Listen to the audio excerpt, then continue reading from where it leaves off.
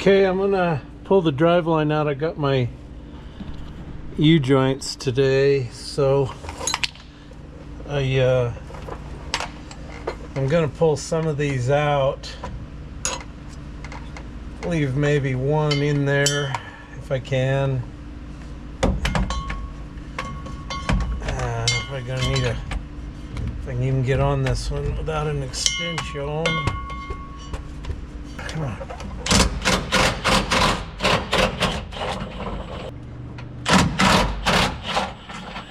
Can't get that nut out. Oh well, let's go. I'm gonna have to go back and undo the rear of the drive line now.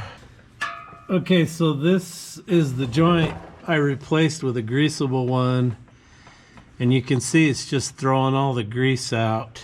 Throws it up the tank everywhere. So I think it's best to have the non-greasable ones in there.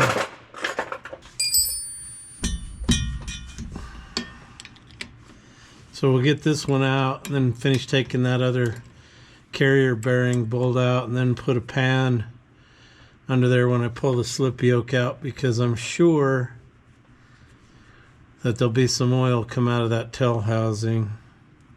Don't know how much.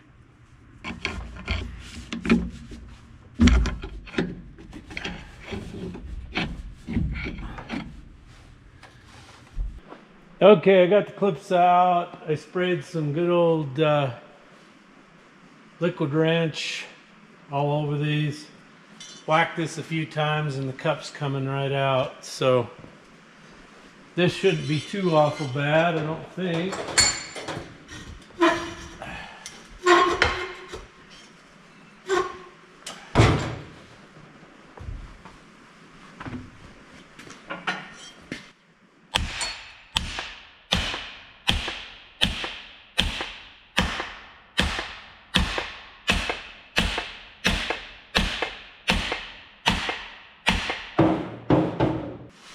All right, so look at these. There's no marks in them whatsoever on that one. This side's starting to show signs of the pitting from the needles, but they still had grease in them. That's cool. That one still full of grease. 400 and what was it we saw in the all down? 414,000 miles. That's pretty darn good.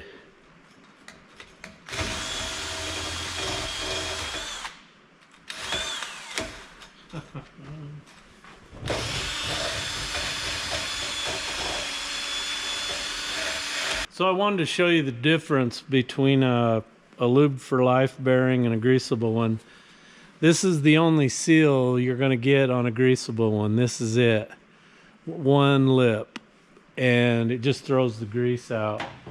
This is a lube for life one. If you can see in there, there's two lips. Well, there's one lip. Yeah, there's two lips there. And then the dust seal over the top of it. And these type of U-joints really keep the junk out and keep the grease in. And that's why I've opted to go with the Spicer joints.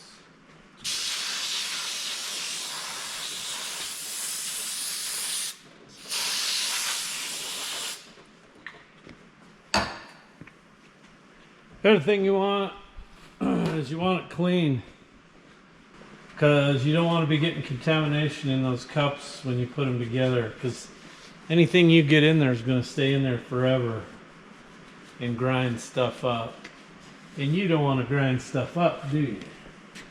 So I pried the rubber part off of this, and I used a bearing puller to get the dust seal off of it, and then you just take a hammer and you pop that dust shield off the bearing.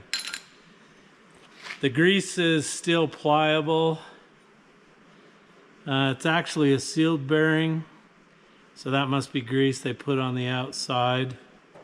So I probably could have went a long time without changing this, but I didn't want to. So if I get this far into it, I don't want to be doing this later. So if I'm going in with new joints, it'd be stupid not to replace this. So now I'm probably going to have to get that bearing puller on the back side of this to get it off. Not sure that this one's long enough to do it. If I get that shield off of there. No, it ain't. So the only other method that I can think of is to put the bearing puller on this side and then go put it in the press. Just like that, Forrest. That's how we're gonna have to do it. If I go put it in the press. Somebody's yelling at me through the screen. No, Jeff. This is how you do it. All right, well, I'm gonna have to go to the press. Okay, I got it together. Made a boo-boo. Can't believe I did this. So I took the output yoke off the tranny and had it stuck right there. So that carrier bearing was like 9 miles away from where it should have been. I should have known better. There's no way that would have went there with the slip joint, but I did it on accident. So the kit comes with different retainers. You got a copper colored one, a steel colored one, and a pink one. And the copper is the thinnest. So if you get those too tight and they don't want to hardly move, you're going to wear out the plastic thrust washer in the bottom of them. So I have used the copper ones because that gives the joint good movement without slop. Anyway, I bought these from Summit Racing. They're 1410X. And I paid, drum roll, $89.97 for 3 of them.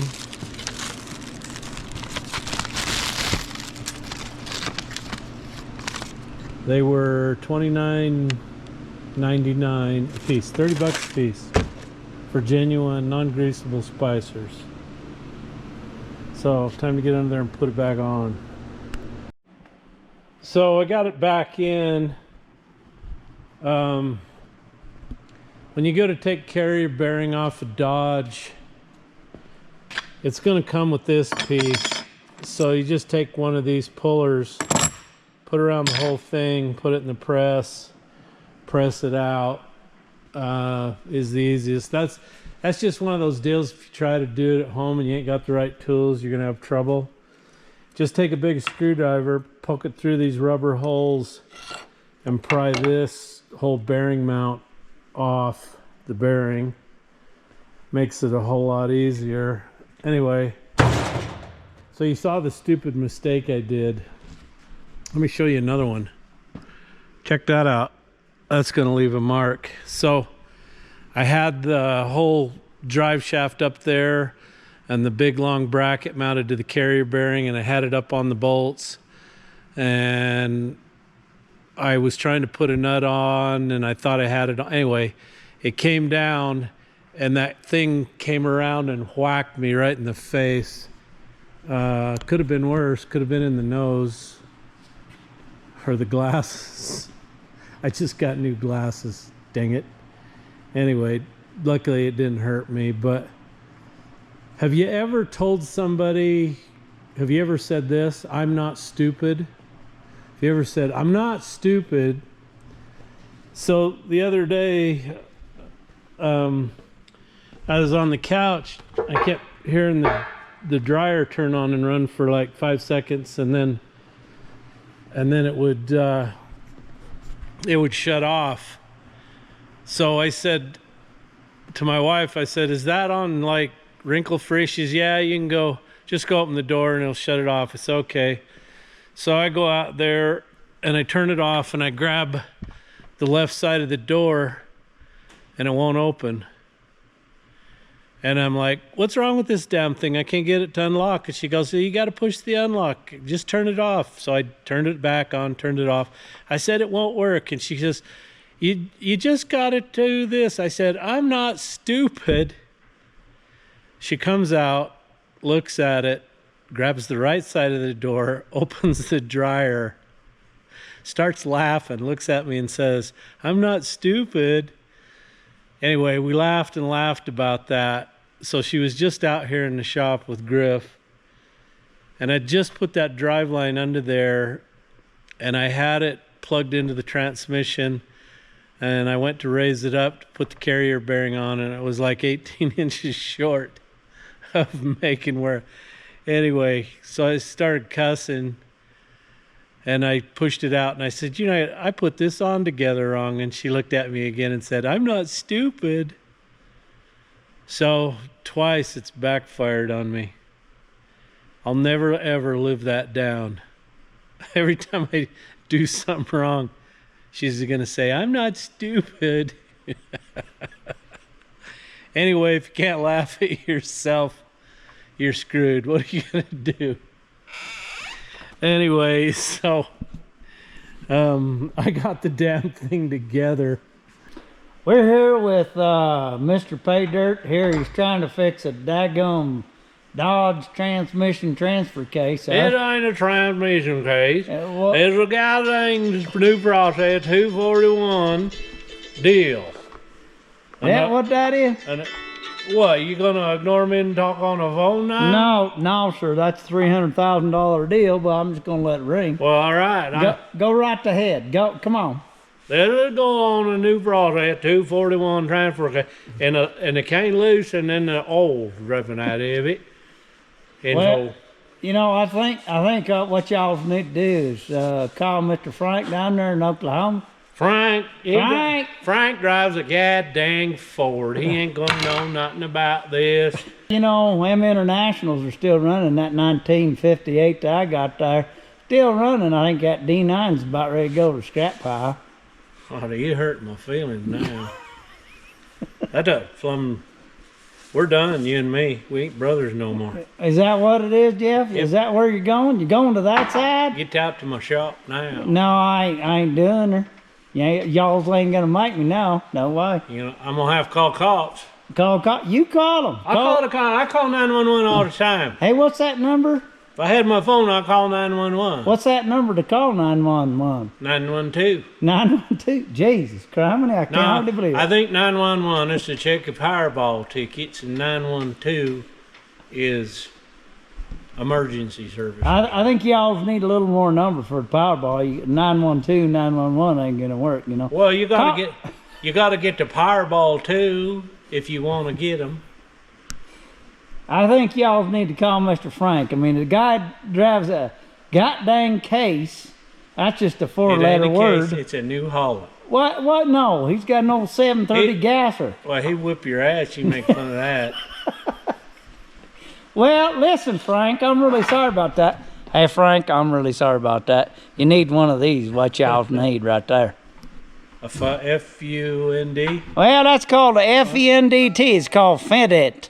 That's what my people call her down south, is a Fedent. Fedent, is that the same people what ship packages? Fedent Express? No, that's Fedent Express, sir. Oh, okay. Yeah, sir. Yeah, sir. All right, well, hey, good to talk to you, Jeff. I got to get out of my shop before you throw me out. Get your ass out. Okay, just when you think you're done, you're not done. So, changed the oil in the transfer case, and it was leaking oil out. And I went back here and I grabbed this, and it was flopping around, and the nut was loose in there. So I got to get a new seal. Anyway, it took the front drive line off and noticed that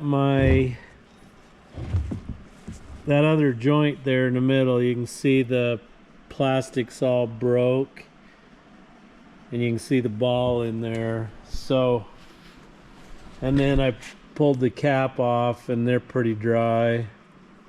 So I don't really want to do that. I don't have the stuff. I think I'll just take that up to Musselman's in Idaho Falls tomorrow morning and see if they can get it done. We had a heck of a storm come through. Dumped a lot of heavy wet snow. It's been raining. Looks like it still is. We're getting some serious gusts. Says it's supposed to get up to, or we might have 65-mile-an-hour gusts, which is insane. We'll have trees tipped over, power out. So you saw in the last video I was tra-la-la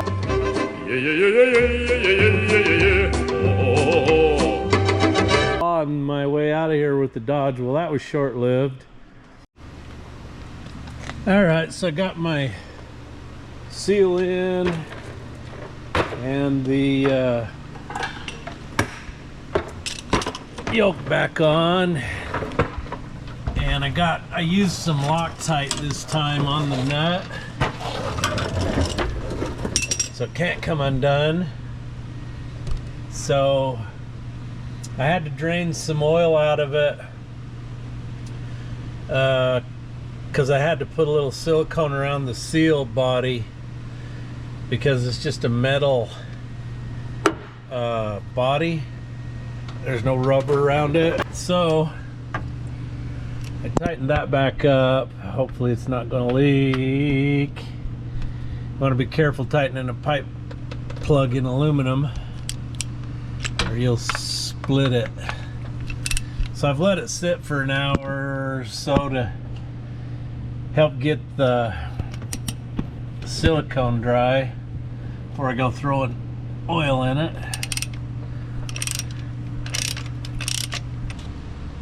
I wish I'd have caught this earlier. You know, would have just been great. Full yet? Nope. I don't think so.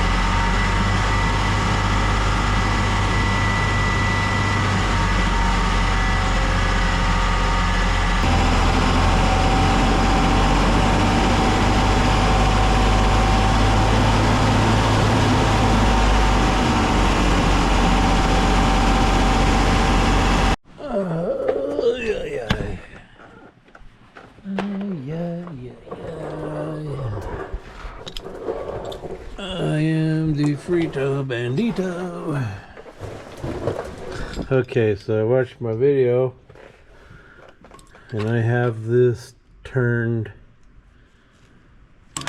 the wrong way. So I need to undo it out of the back, pull it out of here and rotate it and put it back in. Because you can put it on 180 degrees from each other and get away with it. So that's what you gotta do. I'm assuming each one of these were balanced separately. So judging from the weights up there on that one, and this is not a machine piece, it's cast, forged. So it's got to be turned the right way to match the weights up there. So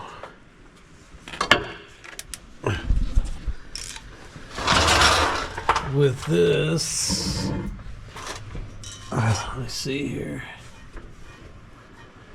I don't know. What was I thinking here?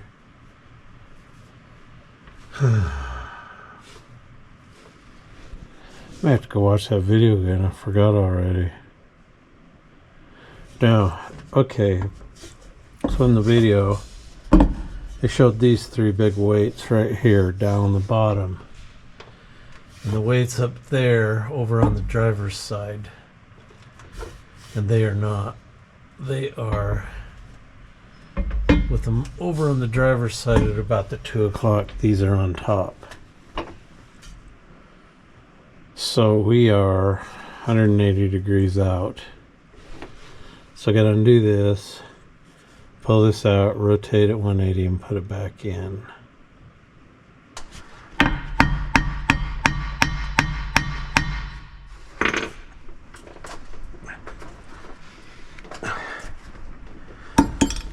I'm wondering if I can pull that out far enough to rotate it without removing the rubber boot.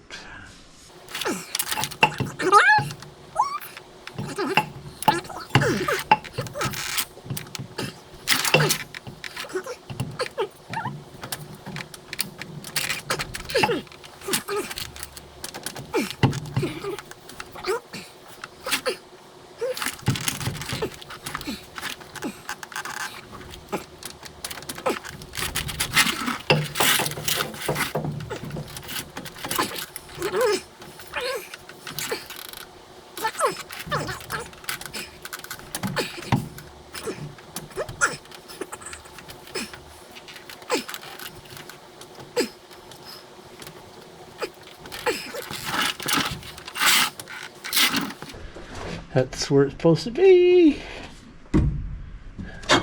Let's give it a whirl. See what happens.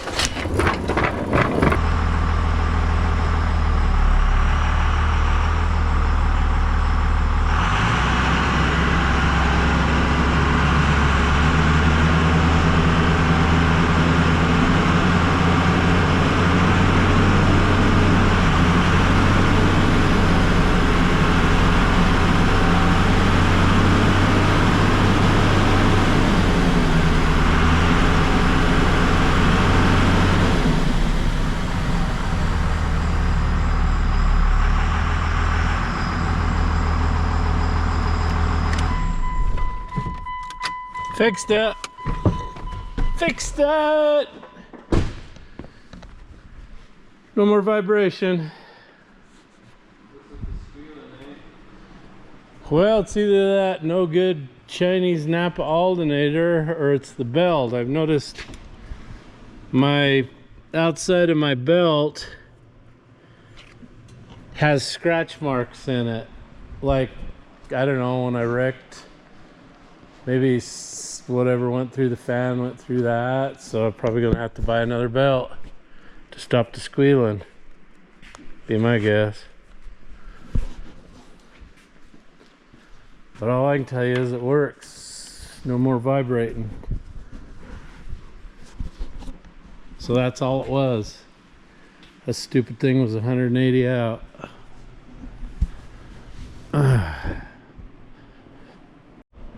What is this thing doing back in here?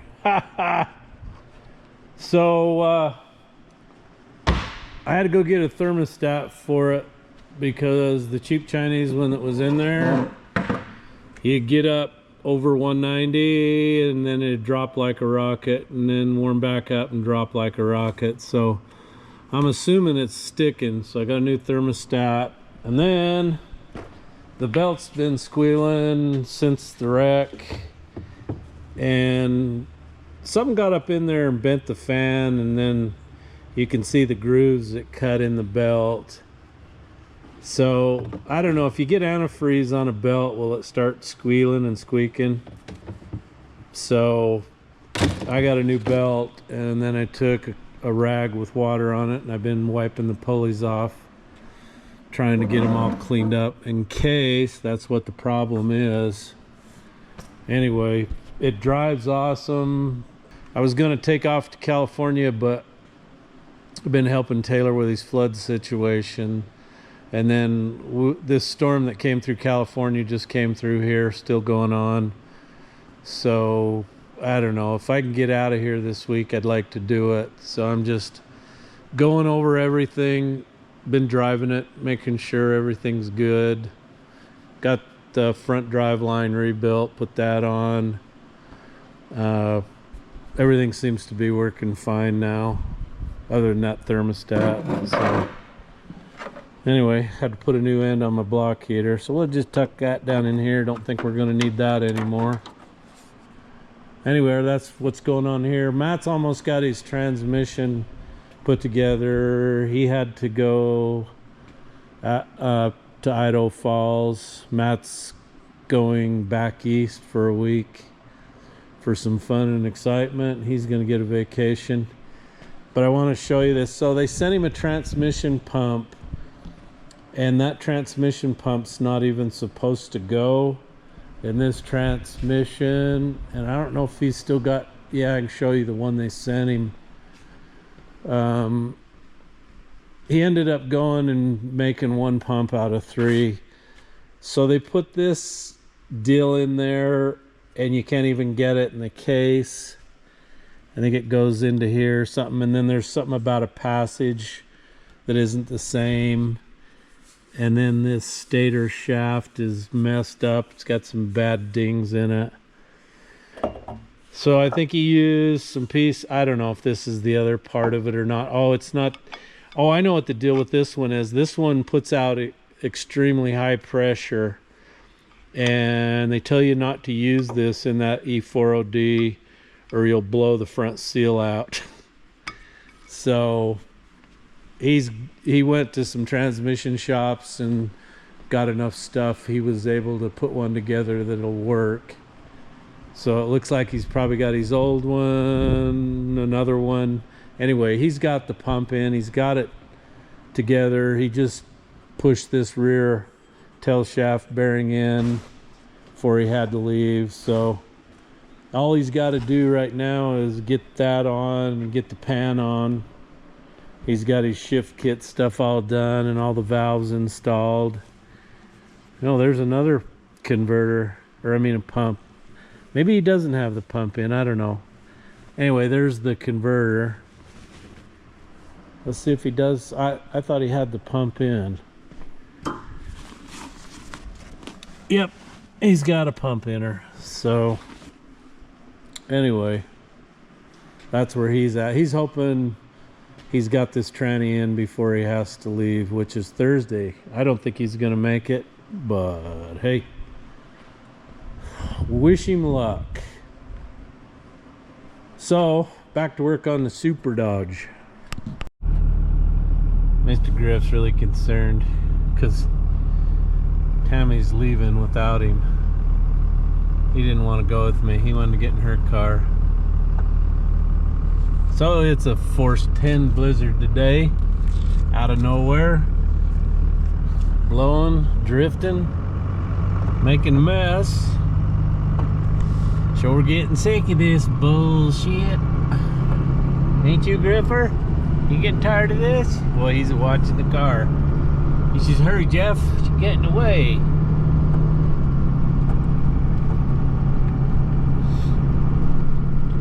Lovely day, just lovely. Lovely day, lovely day. Oh, what do you see? No cracks in the windshield.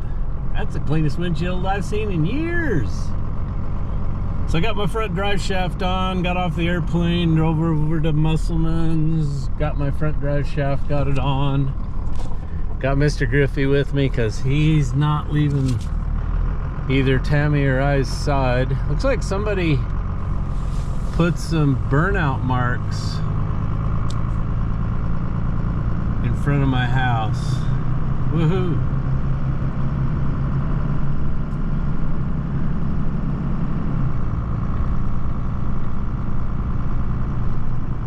We'll just take her for a test drive. I got the Peterbilt going, the backhoe going. I got to go over to Taylor's. He's got a flood situation around his new house. Got 4 feet of water in the basement.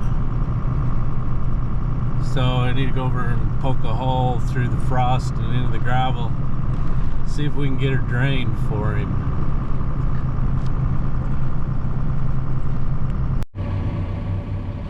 So this is my son Taylor's house, and all the water out of that field out there came in here, and it wasn't backfilled around the window deals enough, and the water got it in the basement. Basement's insulated, it's got the furnace in it, so it did a lot of damage. So we dug a hole out back there and got it down to gravel, let the water run in it. Gravel's taking it. Jake dug another hole on the other side, and then yesterday they pumped out of that hole over into the borrow pit on this other side. I took the dirt over here behind this dump trailer and pushed it around this side and got the water blocked off over there. And I think he's got the basement dried out now, got the water out of it. So I'm gonna clean up this fence line this morning, figure out where his driveway is gonna go, and probably start digging all that mud and dirt out, and then go around back. We've got a big old pile of gravel. Make him a driveway they can get in and out of here. We need to figure out how to get a hold of that dump trailer and get it out of here. Anyway, what a mess. He hired a guy to do this, but he's like a construction pimp. He doesn't actually do the work, he just pimps it all out. And while I was in Vegas, his wife called him and in tears over it, and he says, well, there's nothing we can do. And he didn't call us. Anyway, when I saw the pictures on Facebook about shit my pants, and I'm like, hell yeah, we could have fixed that. Matt was here, somebody had called, he could have got the hoe up here and could have went to town and saved it. But he had two neighbors that came down here and saw it coming. Neither one of them said a dang word to him, not a word. Anyway, you know, when I'm taking care of a customer on a job, I'm gonna be here every day to check on it, make sure we don't have an issue. Anyway, the guy says his insurance doesn't cover water damage. I'm like, you know, if this was a state, federal job, you'd be paying for all of this, every bit of it. You can't weasel your way out of that. Anyway, I'm kind of upset about it. Nothing I can do about it right now, but I think it's just BS.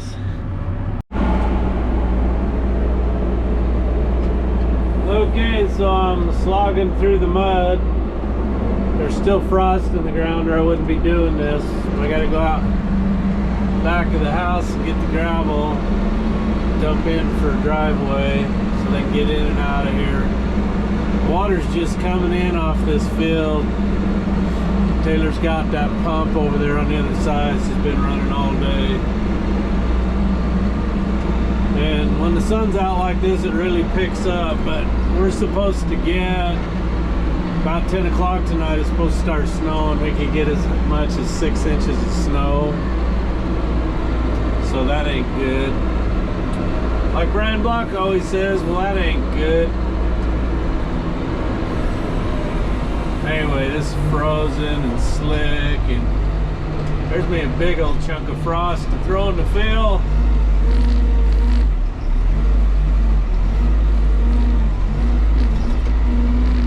Just can't seem to get it in the bucket. But works as a backstop, I guess, so that's all that matters.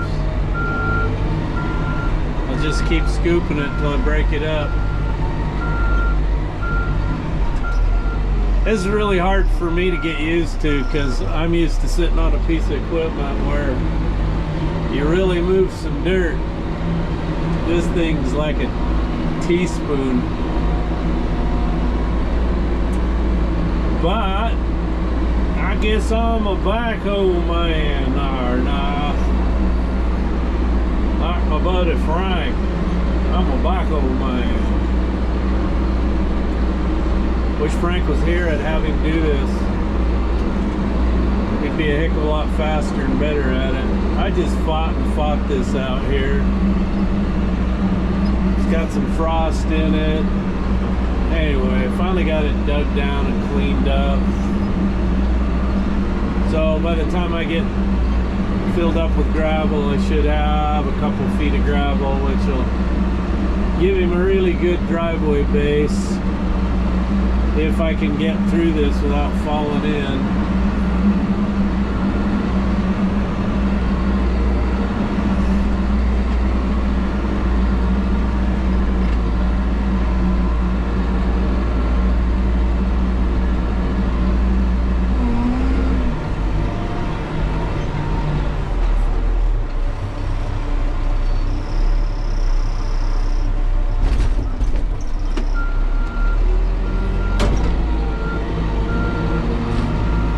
So it looks like the borrow pit's kind of filling up a little bit over here. But the amazing thing is he shuts the water off, the water disappears. I don't know if it's running through the canal bank or what it's doing, but the only other thing we can do is call the county. They've got signs on both ends of the roads where they closed it before, because up the road here it was so bad they had a 6-inch pump pumping it across the road and into the canal, and that's probably what Taylor's going to have to do, is get another piece of hose, pump it in the canal. I don't know, I get his driveway done and I got to go on the other side, get him some more dirt around that one side. It can get deep again without hurting anything, I think. Looks like we're gonna get that piece of frost. So I need to get dirt over there between the house and that propane tank.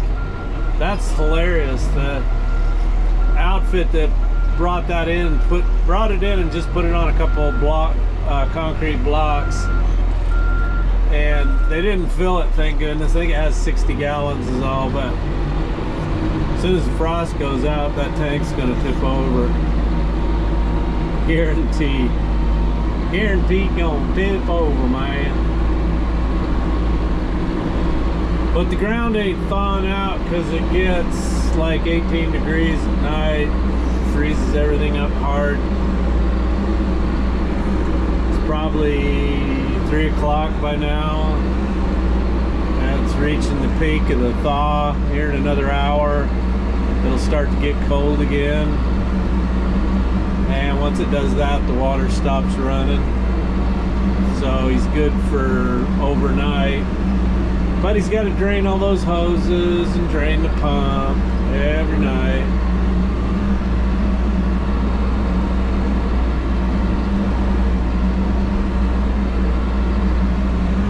Are frozen gravel chunks that big? Are those allowable in a fill?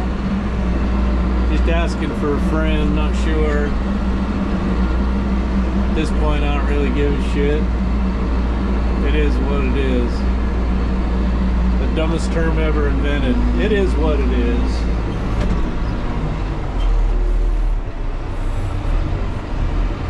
I can probably break them up. I don't care. Yeah, it fell out and it broke. We'll get her pounded in there. I promise. It's gonna be okay, Jeff.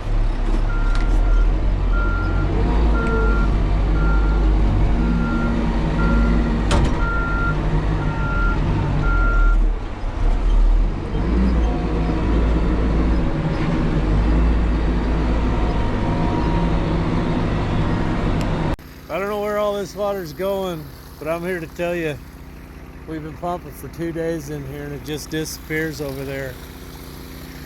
So Taylor's got water coming in where he's building his new house. So I've been here all day with the backhoe trying to clean the mess up and get it dammed off and get him in and access a driveway. So the water starts coming about 2 o'clock in the afternoon, and then as soon as it starts to get dark and cold again, it stops running in, but it's coming off that field out there. So we dug a couple of holes and just pumping out of them. Thank goodness we got a backhoe, Frank. Thank goodness I watched Digging OK, so I know how to run a backhoe. There's my buddy.